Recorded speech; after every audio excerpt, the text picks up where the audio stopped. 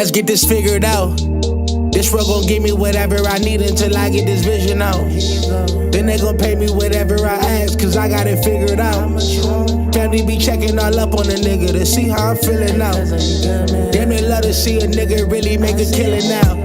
I put a lock on the game and I hide the code and the keys. I am not playing no games, I really play this shit for keeps. That shit for me.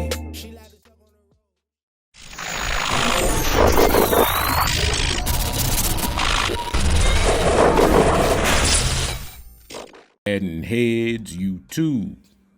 What's going on?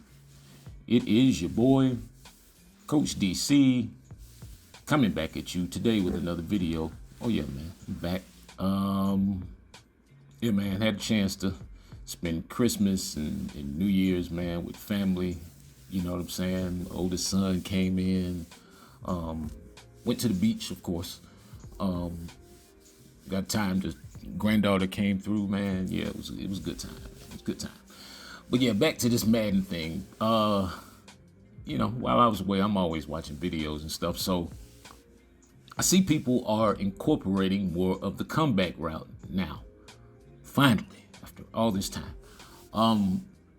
The one thing about the comeback route that people, that's a rarity that you rarely see. You rarely see people catch it in a rat catch scenario with the catch and run. And I'm telling you that's, to me, what I've discovered is that's probably the most dangerous part of the comeback route, is when a person learns to catch it, you know, in various situations, obviously, but when you learn to catch and run with it, it just makes it such a big part of your offense. It just opens the field up so much, because it's like you can catch it, and boy, that AI guy, it's very difficult for the AI to make that tackle.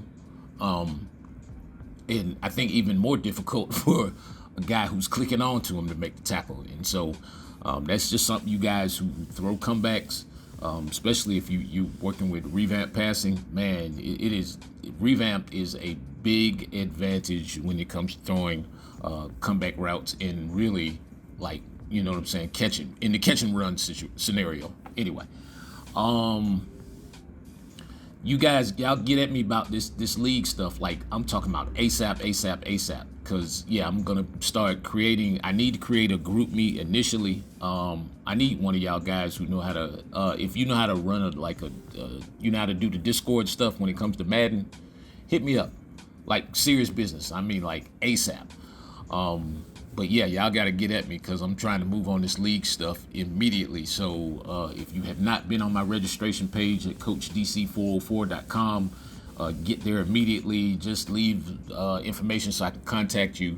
Yeah, I'm trying to get this league thing going. Like, I mean, like, fast. But yeah, but getting back to the game though,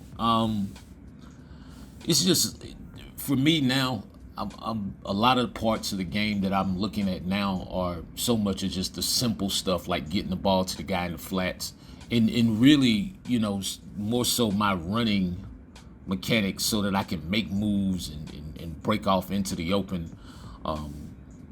Always doing the revamp stuff with the touch, you know, using the touch passes and all that kind of stuff, man. Y'all, you know, I know you guys, some of you guys are stuck on placement and accuracy. I'm telling you, man, revamp is if you think you can't freeform, you're kidding me, because tell me that's not a freeform right there. There's just things mechanically that you guys might not be doing that can really assist you in getting the ball where you want it from a placement standpoint. At this point right now, for me, it's all about mechanics. If your quarterback has enough throwing power or whatever, all the velocity chems and all that stuff, man, you basically could create a lot of that stuff, like set feet lead. You can create that stuff through your mechanics. Like, honestly, gunslinger to me is a yay or nay thing. It's like, if it's there, it's there. If it's not, I don't. Even when I have the ability to equip gunslinger on Ultimate Team, like for whatever the AP is, nah, man, I don't want that. Give me quick draw and you know, I'll take gift wrap, you know, some of that simple stuff. But the quick draw and maybe fearless, You know what I'm saying? Any of the throw under pressure stuff. I think throw under pressure is way more important than velocity chems. Yeah, I just firmly believe that, because it's when you throw under pressure, it's like you can have all the velocity in the world. That's when the ball goes too far and all that kind of stuff. A lot of times it seems like, especially on this particular game, the velocity chems aren't. I don't know. It's like they create inaccuracies, in my opinion. But let me see what we got coming up next. Oh, yeah, I'm gonna do it at the end of this video. I'm gonna teach y'all this new route. Well, it's not a new route, but it's a route that I'm running right now. I'm pretty strong, and it's kind of crazy how effective it is. Y'all got to get one of those books, man, for real. But yeah, next up, what are we doing? We're doing I know I have a virtual that's coming up in the next few days. I forgot, man. Y'all know I don't never know. I'm getting old. I don't never know the name of these things, or I can't remember them. But yeah, it's a pressure coverage kind of deal. I think we'll be working out of the San Diego defensive playbook. Man, I'm gonna show y'all how to really like create good matchups for your guys up front, and keep your coverage integrity, add some coverage, some things you should be doing from a coverage perspective, to really make your defenses, just really make them lock down, especially versus the pass. And again, as I always say, to me, the pressure is only as good as the coverage. You could have the world's greatest pressure, but if everybody's open, yeah, eventually that's only gonna last so long. But if you can learn how to get good fast pressure, good penetrating kind of pressure like this, get that linebacker running the backfield like that, even with the running back there, and when the running back's not back there, man, that's a real problem. And so, you know what I'm saying? If you can get that kind of matchup right there, you have the right lineman rushing, you know what I'm saying? But look at the coverage behind all of these pressures. And you don't see the loop. To me, the loop takes too long. I'm like, man, I've seen the fast loop in some of the loops that take a little bit more time. I'm like, man, when I run the loop, people, they start dotting. It's too much time. I'd rather just get that straight up kind of straight down the pike, A-gap style, B-gap, whatever style pressure right there that makes the quarterback make a decision immediately, or there's somebody in his face. And that kind of harkens back to the the thing I was talking about, having fearless, because you have to, on this game, you have to be able to throw, with linemen relatively close. And yeah, it seems like they've added back the linemen catching the interceptions and running them back for touchdown stuff, because that happens to me like all the time now.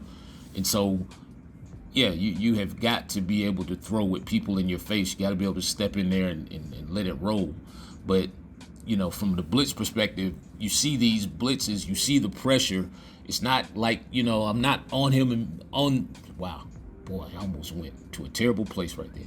I'm not, right in the quarterback's face immediately, but you see right there, that A-gap has to be respected, because, once it's set up right, it's set up, and that guy, it creates matchups where you're going to get guys free. You're going to get guys that shed, you're going to get your better pass rushers in one-on-one situations where it's easier for them to shed. All right, man, this hook route by the tight end, all right, man, for the longest, you could not, and I know this may have been last year or maybe the year before, where you could start smart routing that route, but some of them you can and some of them you can't. I don't know why. Maybe it's just, when I play. But if you have a decent route running tight end like Njoku right here, man, he can bob and weave his way through all the chucks. Man, that route, once it's smart routed, and you can highball it or not. But for me, I like to highball it, so it gets over the linebackers. It just kind of takes them out of play. But if you highball that, man, at the right time, and even against man-to-man, it gets separation. It's really just a curl. It's basically a slant curl kind of route, with the curl at the end. But to me, it kind of acts like a comeback route a little bit. You see that little fish hook at the end of it. And so, yeah, man, I throw this route a lot in the red zone. I throw this route like basically anywhere on the field. But especially down there in the red zone when you can run the drags and stuff up underneath it and kind of get the linebackers to sink down, or else you just take the drags. And you see that little void in between the safeties and the linebackers right there. Yeah, that's a lot of real estate to work with. And so you have got to start, being able to exploit that. And so, this is just this is like one of my little go-tos right now, man. This play it gets me out of a lot of jams. And it's just because it's in a place in the middle of the field where you just don't, it's hard to put coverage right there unless you got your middle read at like 25 to 30 yards, and that's not healthy. If you got all your hooks and your middle reads and stuff, that you got them playing that deep, then yeah, that's an issue. But yeah, it's like, man, that was a crazy block. If you can master getting that pass in there, I'm telling you, try highballing it, man. Click on, come back, make a catch. Anyway, man, y'all get at me about this league thing. Appreciate you, man. It's your boy, Coach. I'm out.